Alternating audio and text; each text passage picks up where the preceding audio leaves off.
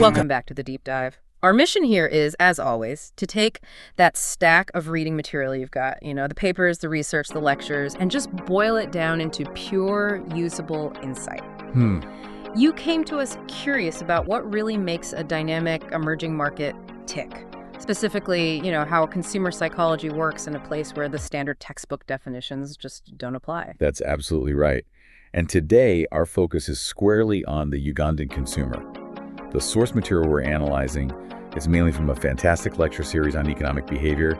It just cuts straight through those conventional Western marketing models. It really does. It's a brilliant example of why you just cannot copy-paste a global strategy and expect it to work. You have to find the local psychological levers. And our sources have found 4 of them.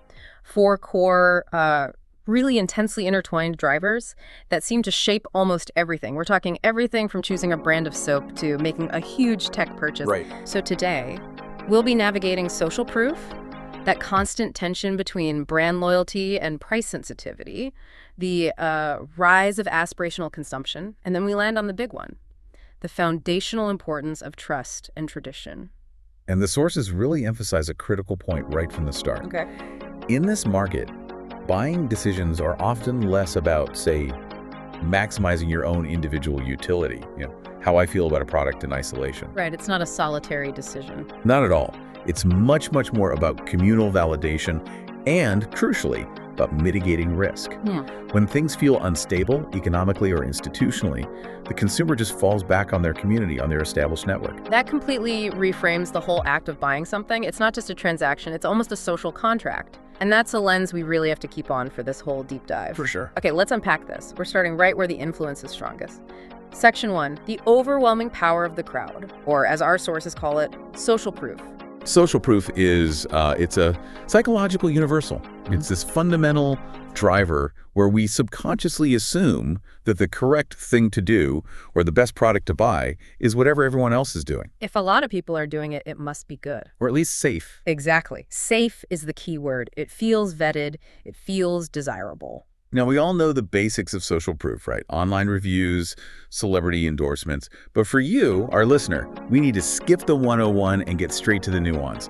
So how does the Ugandan context, amplify this basic human drive? Well, what's fascinating here is that the context is defined by these exceptionally strong, high-trust community ties. So this isn't about reading an anonymous review from some stranger online. Right. The sources really stress that the influence comes directly from your friends, your extended family network, and even more formal, sometimes rigid structures. Like what?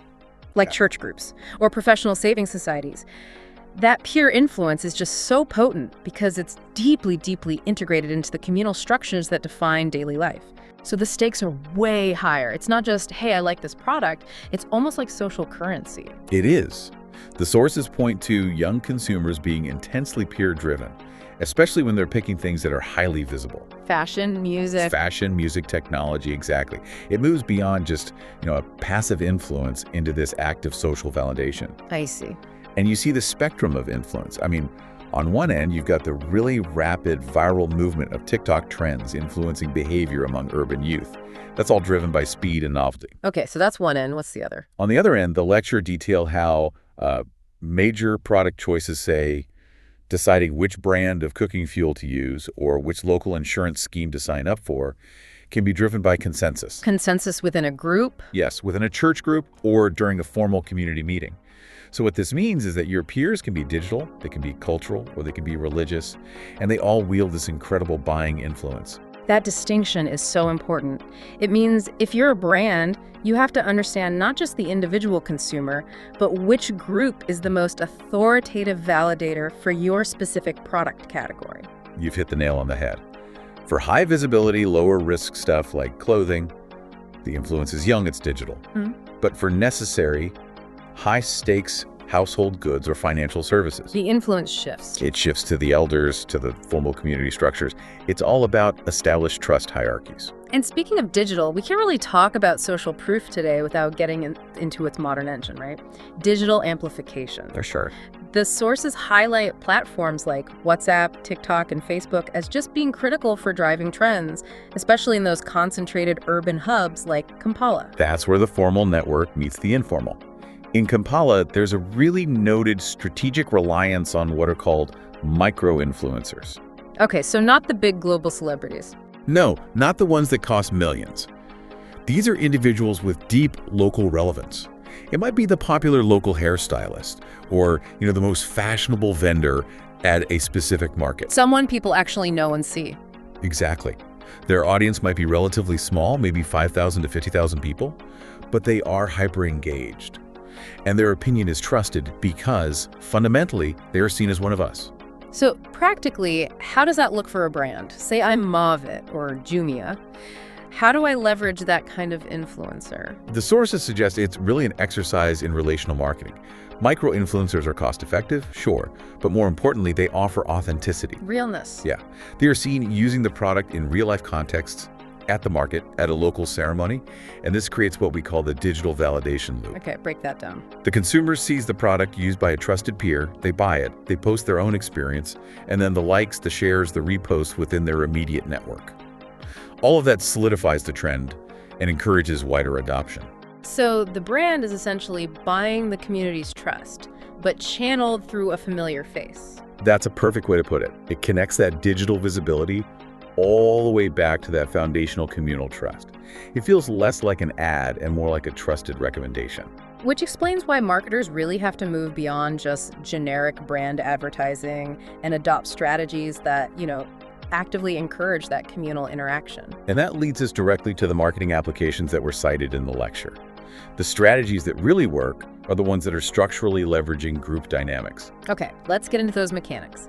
We see refer a friend promotions used all the time by telecoms like Airtel or MTN. What makes them so successful there? Because in a low-trust environment, a referral from a friend isn't just about getting a discount, it's a guarantee. Ah, I see. Your friend is putting their social capital on the line by recommending that service. And structurally, these programs often reward both parties, the referrer and the new person, which reinforces that communal benefit. So it's not just about customer acquisition? No, it's about reinforcing the network's stability. The sources noted these programs have much higher conversion rates than mass advertising because they completely bypass that initial trust barrier. And it goes beyond just one-to-one referrals. If people are naturally buying together, then companies start incentivizing that. Exactly. The strategic use of group discounts or bundle deals is cited specifically. Give me an example. Okay, think about daily necessities. If you know you need soap and your neighbor needs cooking oil, a well-designed bundle deal that offers a significant discount when you buy them together.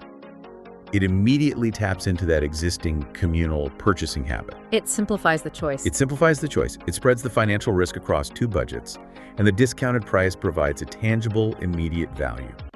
The whole system is designed to reward the fact that you live and decide together. So the core psychological benefit here is really risk mitigation. It's risk mitigation through a shared experience.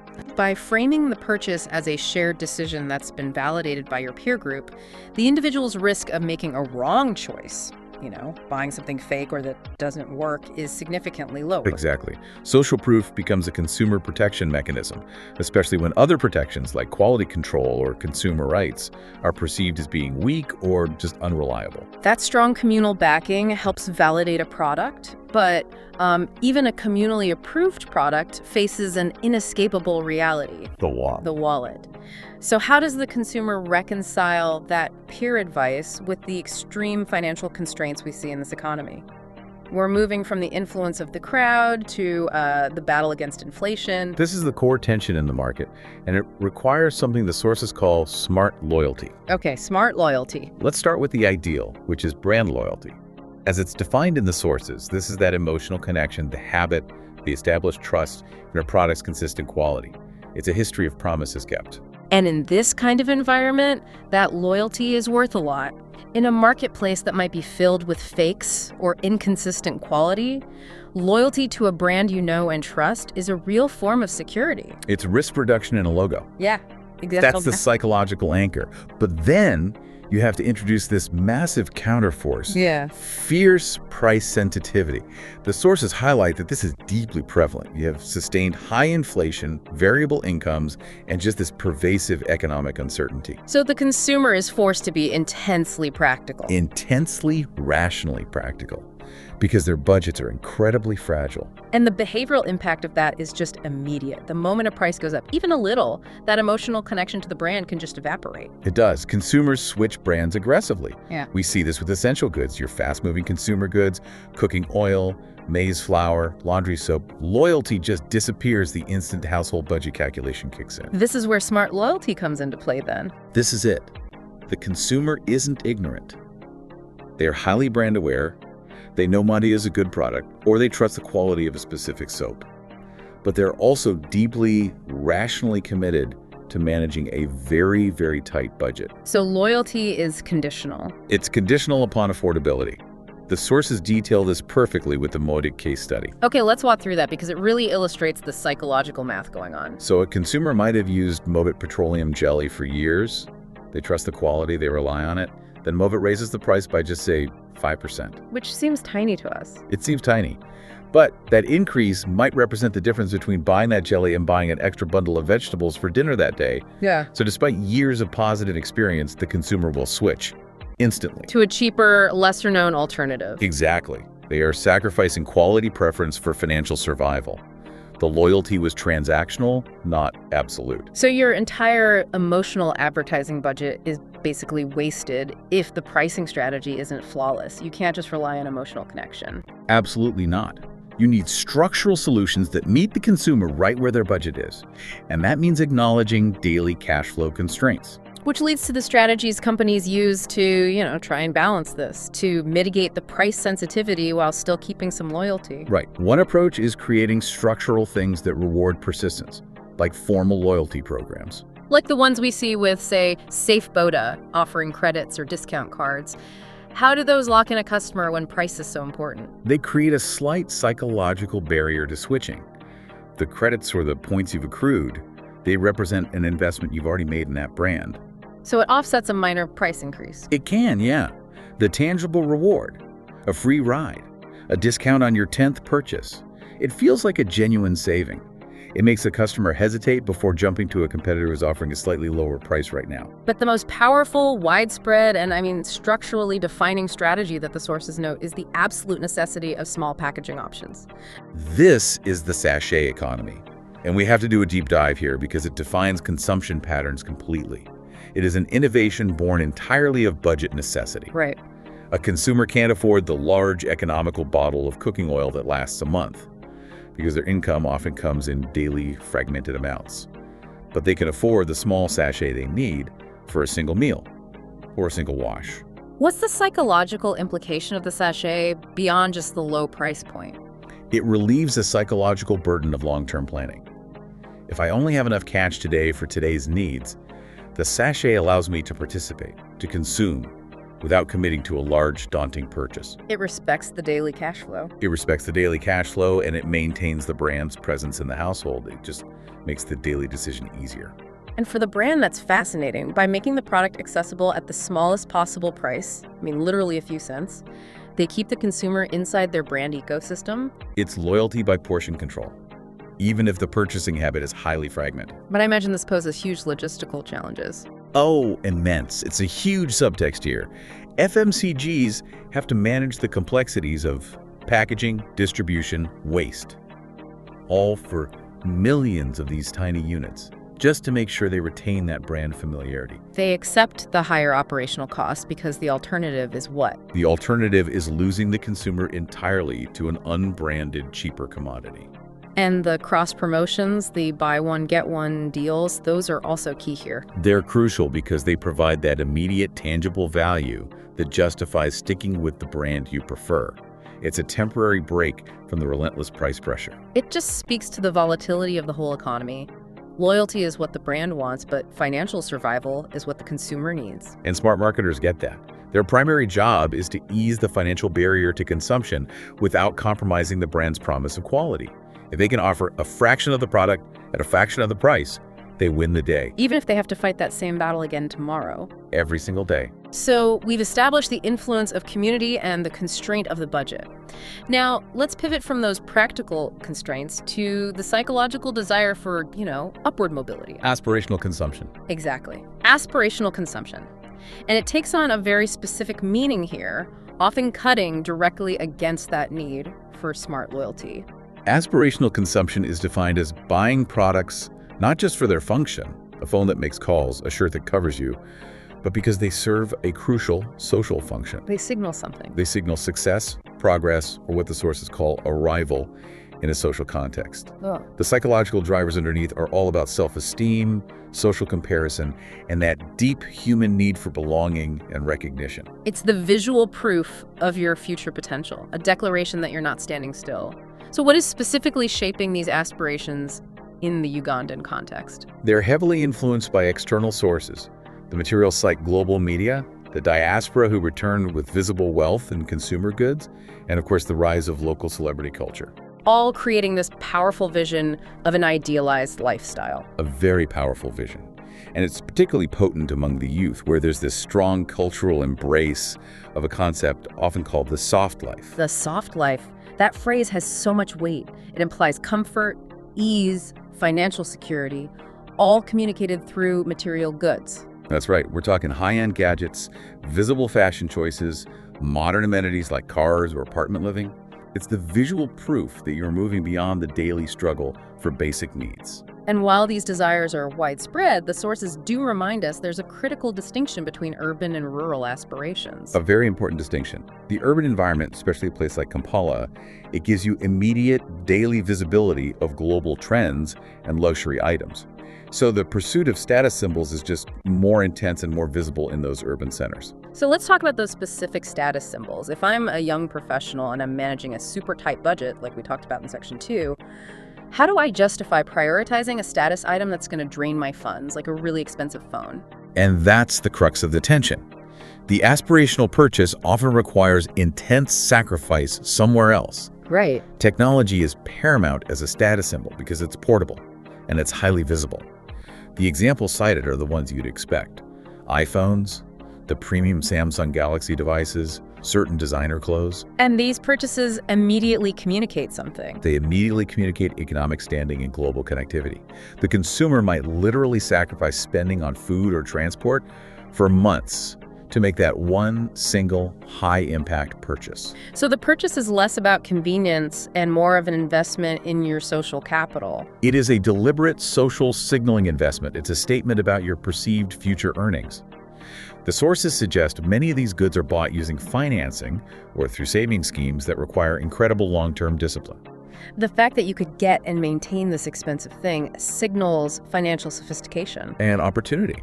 Yeah. But it's not just about imported Western goods, which is an important nuance for you to take away. The sources also mention the rise of local lifestyle brands that fulfill this signaling function. They cite the example of specialty coffee berries. Ah, that's a more sophisticated layer of aspiration. It is. Consuming certain high-quality local products like specialty, locally sourced coffee, it isn't just showing you're connected to the globe. It's signaling refined taste, education, and an engagement with a sophisticated, modern Ugandan identity. So it means you're discerning about local quality, not just chasing foreign brands. Exactly. Aspirational consumption is changing. It's moving from just a declaration of wealth to signaling a transformed modern lifestyle. So you have consumers who are incredibly price sensitive for their staples, but they're willing to make huge financial sacrifices for status. That balancing act, switching soaps instantly while saving for an expensive smartphone, that just perfectly encapsulates the complexity of this market. It really does. It shows the market is operating on two speeds at the same time, survival and ambition.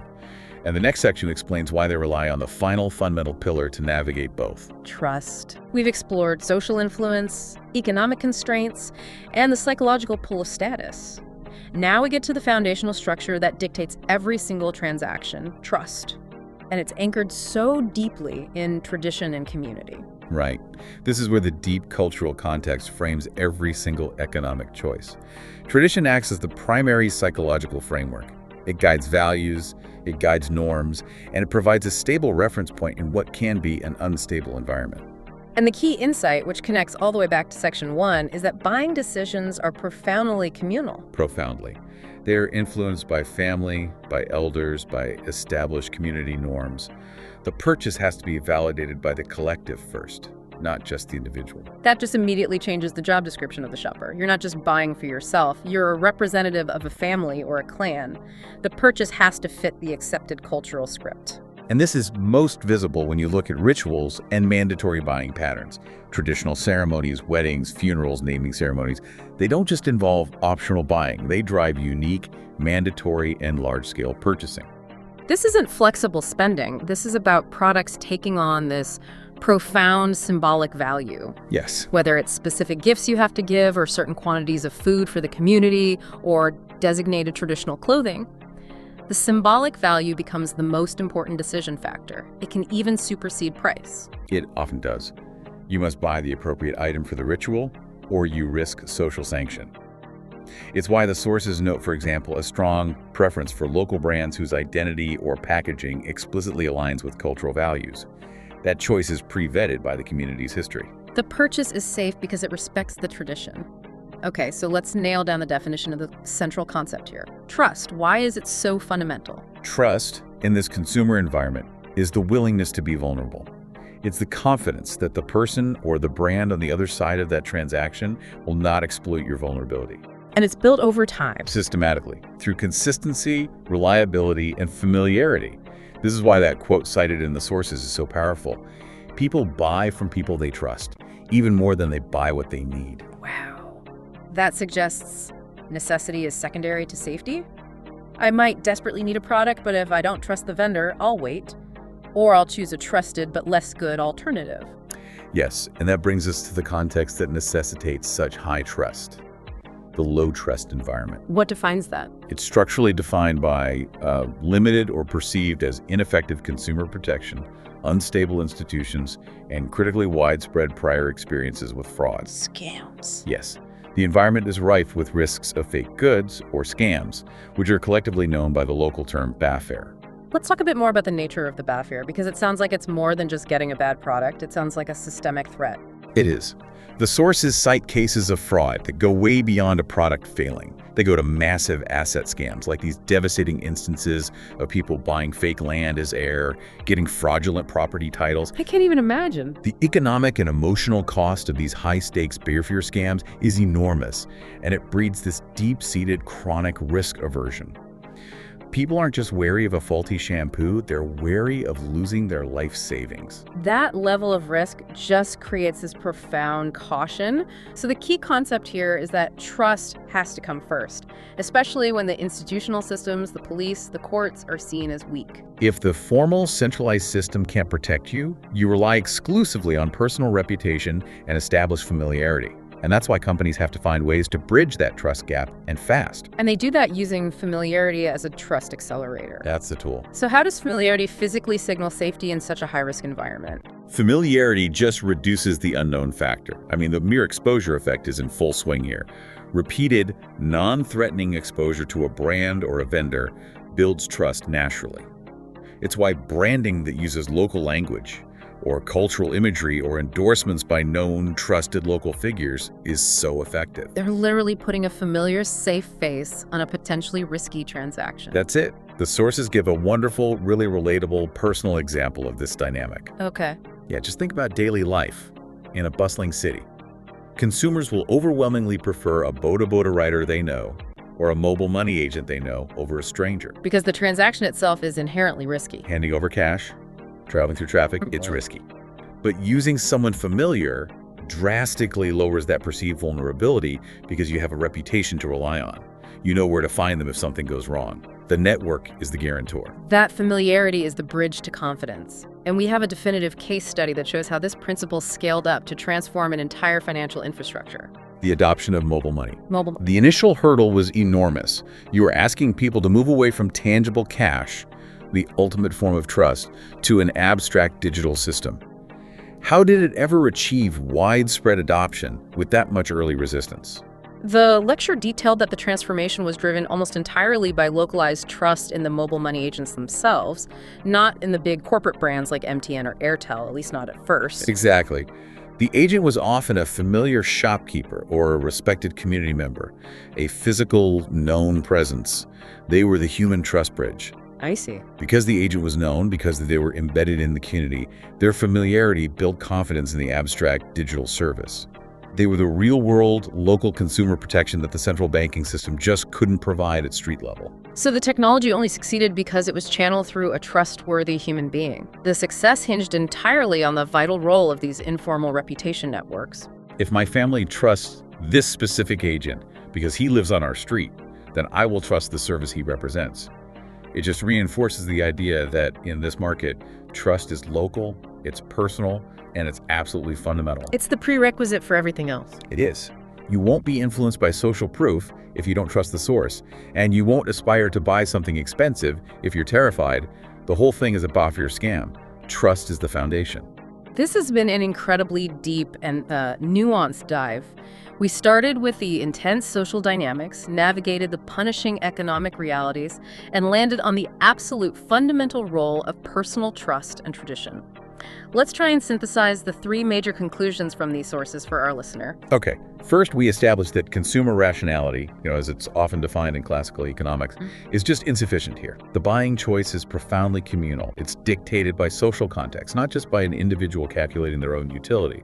Right. Second, the hierarchy of consumer values is often inverted. In high-risk or symbolic purchases, trust and tradition, that safety from familiarity, can frequently outweigh the value of price or even the promise of higher quality. You'll pay a bit more for the product whose reputation is guaranteed by your community. Exactly. And finally, this means effective marketing strategies have to pivot radically. Success demands deeply accounting for community structures, prioritizing familiarity through local channels and faces, and ensuring you align with established local values.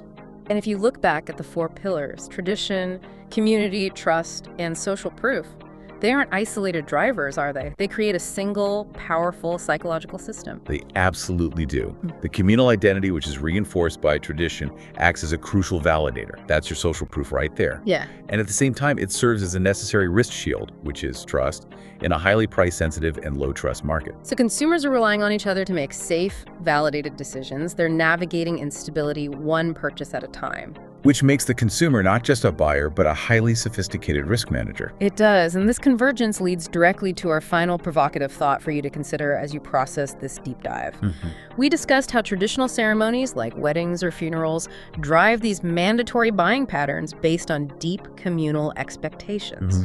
So if this communal influence is so incredibly strong, how might the increasing global exposure of the youth culture, their desire for that aspirational soft life, for individualized status, how might that eventually challenge and redefine these deeply ingrained traditional buying patterns? What long-term tension will this create between the necessary communal past and the desired individualized aspirational future? That is the ultimate strategic conflict for any brand that's seeking long-term relevance in this market. How do you honor the foundation of tradition while catering to the unstoppable force of global aspiration? Thank you for diving deep with us today. Until next time, stay curious and keep learning.